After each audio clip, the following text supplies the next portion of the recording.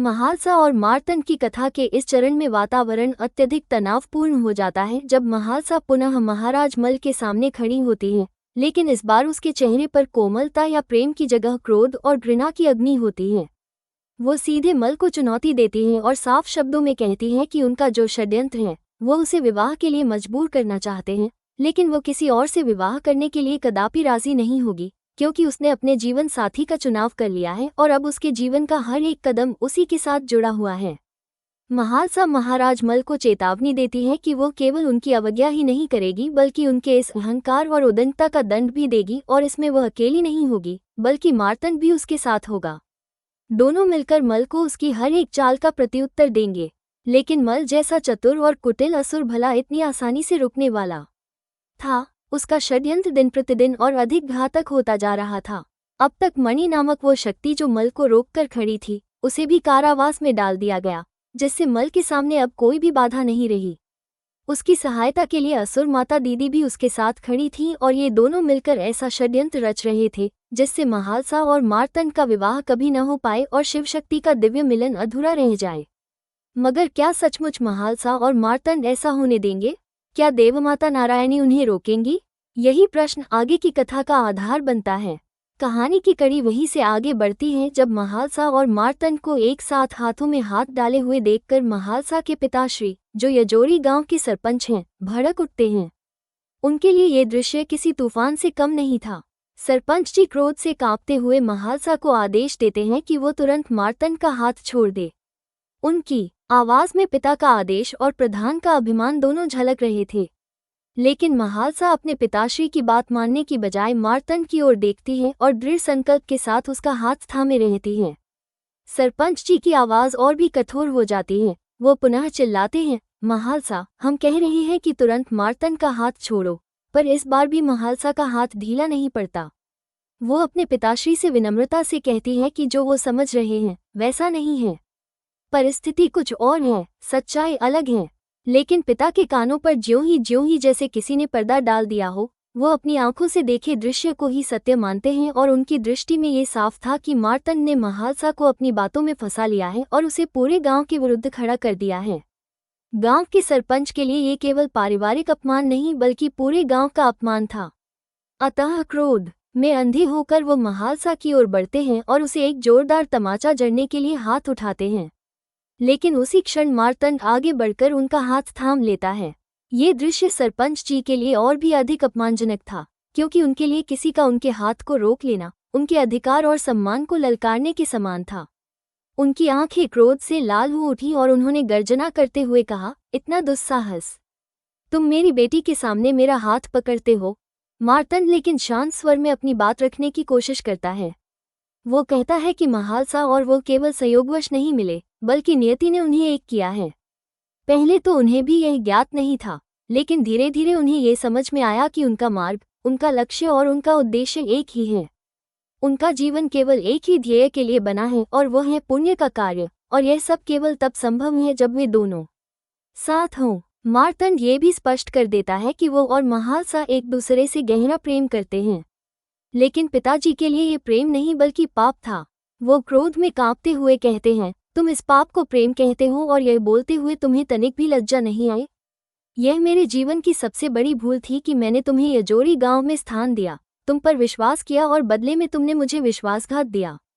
यह विश्वासघात केवल मेरे साथ नहीं बल्कि पूरे गांव के साथ हुआ है और यजोरी का कोई भी व्यक्ति इसे कभी क्षमा नहीं करेगा। उनकी आवाज में गूंज और आक्रोश दोनों थे। उन्होंने मार्तंड को स्पष्ट आदेश दिया, अब तुम मेरी बेटी से और इस गांव से दूर चले जाओ और कभी वापस मत आना। इतना कहकर सरपंच जी ने अपनी बेटी महालसा का हाथ पकड़ा और उसे अपने साथ खींचकर ले जाने लगे। ये दृश्य हृदयविदारक था, क्योंकि दूसरी ओर मार्तंड भी उसी हाथ को पकड़े हुए था। एक ओर पिता का अधिकार और दूसरी ओर प्रेम की डोर महालसा के हाथ को दोनों तरफ से खींचा जा रहा था। लेकिन अंततः महालसा ने पिता को चुना। हालांकि उसका मन मार्तंड की ओर ही था, पर उसने ये सोचकर अपने प्रेमी को इशारे से समझाया कि फिलहाल उसके पिता क्रोध में हैं और कुछ भी समझने की स्थिति में नहीं हैं। उसने संकेत किया कि मार्तंड उसका हाथ छोड़ दे, क्योंकि एक बेटी का कर्तव्य है कि वो पहले अपने पिता को शांत करे और फिर उचित समय पर उन्हें सच्चाई समझाए। महालसा को पूर्ण विश्वास था कि जब पिता का क्रोध शांत होगा तब वह उन्हें मार्तंड के बारे में बताकर मना लेगी। ये सब देखकर मार्तंड का हृदय टूटता है, लेकिन महालसा की आंखों के संकेतों में उसे आशा की एक किरण दिखाई देती है। अतः वह अपनी भावनाओं को दबाकर महालसा का हाथ छोड़ देता है।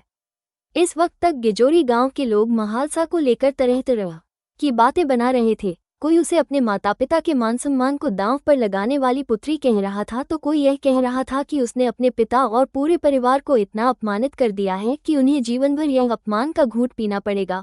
और इसी माहौल में मुरली सारी सच्चाई मल को बताती है कि किस तरह से मार्तंड ने यजोरी गांव के सामने महालसा के प्रति अपने प्रेम का इजहार किया और सबके सामने स्वीकार किया कि वह महालसा से विवाह करना चाहता है। ये सुनकर मल का गुस्सा 7वें आसमान पर पहुंच जाता है और उसे अपना अतीत याद आता है, जहां कपाली त्रिशूल से उसका अंत कर रहे होते हैं और महाकाली अत्यंत क्रोध में होती है, क्योंकि मल और मणि ने महाकाली के साथ भी बड़ा विश्वासघात किया था। मल को ये संकेत अपशकुन जैसा लगता है और वह तय करता है कि इन दोनों को अलग करना ही होगा, और इसके लिए वह एक ऐसा षड्यंत्र रचता है जो उसका आखिरी दांव होगा, क्योंकि अगर यह योजना विफल हुई तो उसे न केवल हार का सामना करना पड़ेगा बल्कि अपने प्राण भी गंवाने पड़ेंगे। इसलिए वह अपने खतरनाक षड्यंत्र की घोषणा करता है और दावा करता है कि अब न केवल राज्य में बल्कि पूरे संसार में उसका ही राज होगा।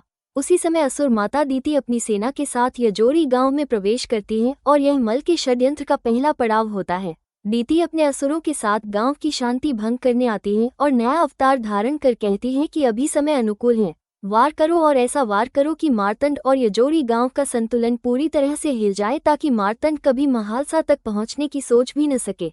साथ ही वह घोषणा करती है कि जो कोई भी मल के आदेश की अवहेलना करेगा उसका केवल और केवल मृत्यु दंड होगा। अब असुर माता दीति मल के साथ मिलकर काम कर रही थी, जबकि पहले वो असुर गुरु शुक्राचार्य के साथ षड्यंत्र रचती थी, और तब उनके षड्यंत्र इतने घातक होते थे कि मल जैसे असुर भी उनके रहस्य को नहीं समझ पाते थे।